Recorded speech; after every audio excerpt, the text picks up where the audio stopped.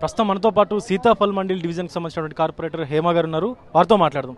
హేమ గారు, అసలు ప్రధానంగా మిమ్మల్ని కౌన్సిల్ నుంచి సస్పెండ్ చేయడానికి గల ప్రధాన కారణాలు ఏంటంటే? సస్పెండ్ ఏం చేయలేదండి. అంటే మేము ప్రశ్నిస్తున్నామని దాని మీద ఇష్యూ అంటే ఏవైతే ఇష్యూస్ ఉన్నాయో దాని మీద లేవనెత్తుతున్నామని చెప్పేసి వాళ్ళు కాంగ్రెస్ పార్టీ వాళ్ళు మమ్మల్ని రెచ్చగొచ్చారు. యాక్చువల్గా అయితే పోడియం దగ్గరికి ఫస్ట్ వాళ్ళు వెళ్ళారు.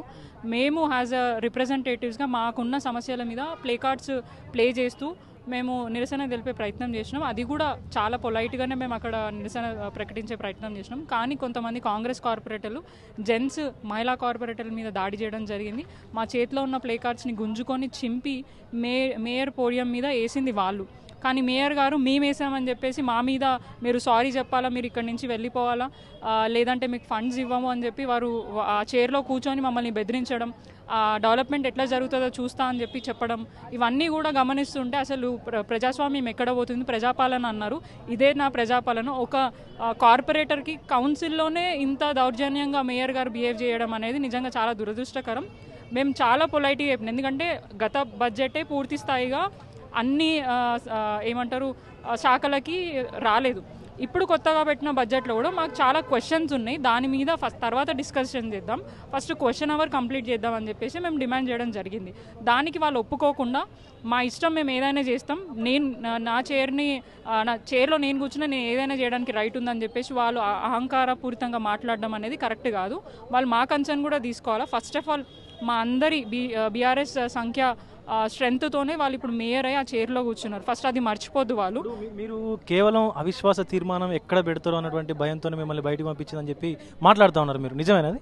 అవిశ్వాసం డెఫినెట్గా పెడతామండి. ఎందుకంటే February 11 తర్వాత మా 4-year టర్మ్ అనేది కంప్లీట్ అవుతుంది.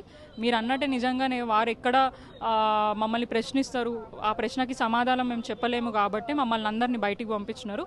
1 year నుంచి ఎటువంటి డెవలప్మెంట్ లేదు. మీరు చూసుకుంటే GHMC లిమిట్స్లో ఒక్కటి కూడా కన్స్ట్రక్షన్ చేయలేదు, కేవలం డెమాలిషన్సే జరుగుతున్నాయి. ఏవైతే గత ప్రభుత్వ బీఆర్ఎస్లో జరిగిన డెవలప్మెంట్స్కి రిబ్బన్ కట్ చేస్తూ అది మేము డెవలప్మెంట్ చేసినామని చెప్పి మేయర్ గారు కానివ్వండి, రేవంత్ రెడ్డి గారు మాట్లాడుతున్నారు. ఈ రోజుకి కాంగ్రెస్ పార్టీ వచ్చి 420 days అవుతుంది. వారు ఏదైతే 420 హామీలు ఇచ్చారో దాన్ని 100 రోజుల్లో ఇస్తామని చెప్పిన రేవంత్ రెడ్డి గారు ఇప్పటిదాకా కూడా ఏమంటారంటే ఎటువంటి అభివృద్ధి చేయలేదు. కేవలం అభివృద్ధి జరుగుతుంది అని అంటే కేవలం వారి కుటుంబ సభ్యులు అక్రమంగా ప్రజలను ఇబ్బంది పెట్టి దోచుకొని డబ్బులంతా ఆ డెవలప్మెంట్ అంతా వాళ్ళ ఇంట్లో జరుగుతుంది. గతంలో కేసీఆర్ది కుటుంబ పాలన అని చెప్పేసి ఆయన PCC అధ్యక్షుడిగా ఉన్నప్పుడు మాట్లాడాడు.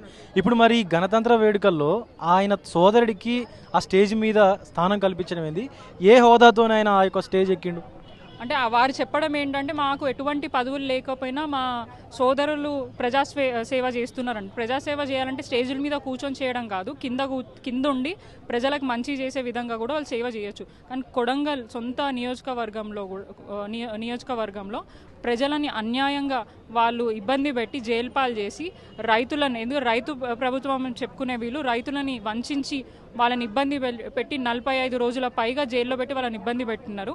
అండ్ అక్కడ ఉన్న రైతులే చెప్తున్నారు వాళ్ళ తమ్ముడు మమ్మల్ని దౌర్జన్యం చేస్తూ మా భూములను లాక్కునే ప్రయత్నం చేస్తున్నానని చెప్పి మాట్లాడుతున్నారు. సో ఇప్పుడు కేసీఆర్ గారి ఫ్యామిలీ పాలిటిక్స్ అంటున్నారు. మరి గాంధీ గారిది ఏం ఫ్యామిలీ పాలిటిక్స్ కాదా? రాహుల్ గాంధీ గారు ఏంటి, ప్రియాంక గాంధీ గారు, సోనియా గాంధీ గారు, రాజీవ్ గారు, వీళ్ళందరి ఫ్యామిలీ పాలిటిక్స్ కాదా? ఎవరైనా కూడా ప్రజాశక్తంలో గెలిచి వాళ్ళు ఆ అధికారంలో ఉండి ప్రజలకు సేవ చేస్తున్నారు. మేబీ ఫస్ట్ టైం మా కేటీఆర్ గారు అన్నట్టు ఎంట్రీ టికెట్ ఉంటుందేమో, కానీ తర్వాత మాత్రం ప్రజల్లో మంచి పేరు తెచ్చుకున్న తర్వాతనే కదా వాళ్ళు 5 సార్లు ఎమ్మెల్యేలు 6 సార్లు ఎమ్మెల్యేలు అవుతారు. సో ఈయన చేసేది ఫ్యామిలీ పాలిటిక్స్, అది కూడా చాలా రౌడీల లాగా బిహేవ్ చేస్తున్నారు వాళ్ళ ఎమ్మెల్యేలు, వాళ్ళ బ్రదర్స్. సో ఇదంతటా కూడా తెలంగాణ ప్రజలు గమనిస్తున్నారు. ఏడాది కాలంలోనే గాడిద ఎవరో గుర్రం ఎవరో అనేది డిఫరెన్స్ ప్రజలకు అర్థమైంది. అండ్ ఇప్పుడు ఎక్కడికి పోయినా కూడా కేసీఆర్ గారు రావాలి, కేసీఆర్ గారి పాలనను మేము సంతోషంగా ఉన్నామని చెప్పి ప్రజలందరూ ఎక్కడ పోయినా కూడా ప్రజల్లో మంచి పేరు తెచ్చుకున్న తర్వాతనే కదా వాళ్ళు 5 సార్లు ఎమ్మెల్యేలు 6 సార్లు ఎమ్మెల్యేలు అవుతారు. సో ఈయన చేసేది ఫ్యామిలీ పాలిటిక్స్, అది కూడా చాలా రౌడీల లాగా బిహేవ్ చేస్తున్నారు వాళ్ళ ఎమ్మెల్యేలు, వాళ్ళ బ్రదర్స్. సో ఇదంతటా కూడా తెలంగాణ ప్రజలు గమనిస్తున్నారు.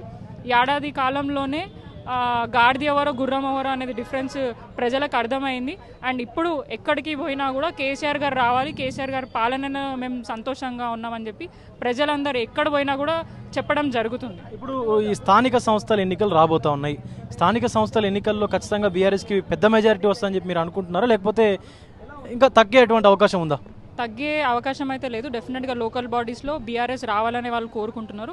బీఆర్ఎస్ వస్తేనే ప్రజాక్షేత్రంలో ఏమైనా పనులు అయితే ప్రశ్నించడానికి అవకాశం ఉంటుంది. ఎందుకంటే వన్ సైడెడ్గా ఇప్పుడు కాంగ్రెస్ పార్టీ నాయకులు 10 సంవత్సరాల తర్వాత వాళ్ళకి ప్రభుత్వం వచ్చింది కాబట్టి సో దోచుకునే ప్రయత్నం చేస్తారు. అభివృద్ధి మాత్రం ఎక్కడ కనిపించట్లేదు. దోచుకొని ఎక్కడికక్కడ, ఎందుకంటే వాళ్ళకి తెలుసు నెక్స్ట్ టర్మ్ మేము రాము, ఖచ్చితంగా మళ్ళీ బీఆర్ఎస్ వస్తుంది అని. అక్కడ సెంట్రల్లో బీజేపీ పార్టీ, స్టేట్ అక్కడ ఇక్కడ కలిసి పనిచేస్తున్నారు. చాలా ఒక్క ఎగ్జాంపుల్ మీరు చూసుకోవచ్చు. అప్పుడు అనుకోకుండా అల్లు అర్జున్ గారి ఇన్సిడెంట్ జరిగింది, కానీ రీసెంట్గా August 26 republic day celebrations tank bund మీద జరిగిన సెలబ్రేషన్స్ బీజేపీ వాళ్ళు ఏదైతే ఏర్పాటు చేశారో దాంట్లో 6 మందికి చాలా ఇబ్బందులైనవి, గాయాల పాలయ్యారు, 2 చనిపోవడం జరిగింది. దాని మీద ఎటువంటి డిస్కషన్ లేదు. మరి వాళ్ళది ప్రాణం కాదా?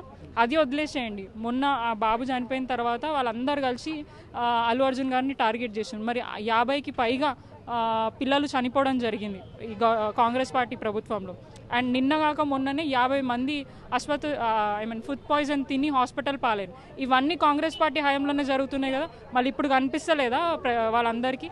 సో ఇవన్నిటినీ కూడా డైవర్ట్ చేయడానికి మేము ఏదైతే ప్రశ్నిస్తామో దాన్ని హైలైట్ కాకుండా వాళ్ళు చేసే ప్రయత్నం చేస్తున్నారు. ఎక్కడికక్కడ మా బీఆర్ఎస్ పార్టీ నాయకులు కానీ మా వర్కింగ్ ప్రెసిడెంట్ ఎదుర్కొంటున్నారు కాబట్టి వాళ్ళు సమాధానం చెప్పలేక ముఖం చాటి వేస్తున్నారు. ఇప్పుడు మీ నెక్స్ట్ స్టెప్ ఏంది అసలు ఫర్దర్గా నెక్స్ట్ స్టెప్ ఖచ్చితంగా 11th తర్వాత నో కాన్ఫిడెన్స్ మోషన్ పెట్టడానికి మేము సిద్ధంగా ఉన్నాం. మేము మాట్లాడతాం.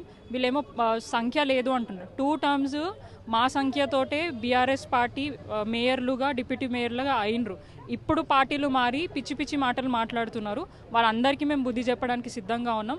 కేవలం బీఆర్ఎస్ పార్టీ స్ట్రెంతే కనిపిస్తలేదేమో, కానీ అక్కడ చాలామంది వేరే కార్పొరేటర్స్ కూడా పార్టీలకి అతీతంగా మేయర్ పైన అవిశ్వాసం పెట్టడానికి సిద్ధంగా ఉన్నారు.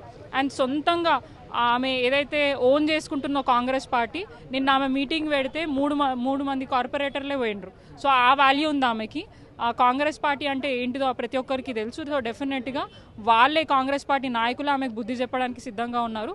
అదైతే మాకు క్లియర్గా తెలుస్తుంది. మా పార్టీ ఇన్స్ట్రక్షన్ మేరకు ఫర్దర్ స్టెప్స్ అనేది మేము తీసుకోవడానికి సిద్ధంగా ఉన్నాం. ప్రపంచంలో ఏ మూల ఏ క్షణం ఏం జరుగుతుందో వేగంగా తెలుసుకోవడానికి తొలి వెలుగు వాట్సాప్ ఛానల్ని ఫాలో చేయండి.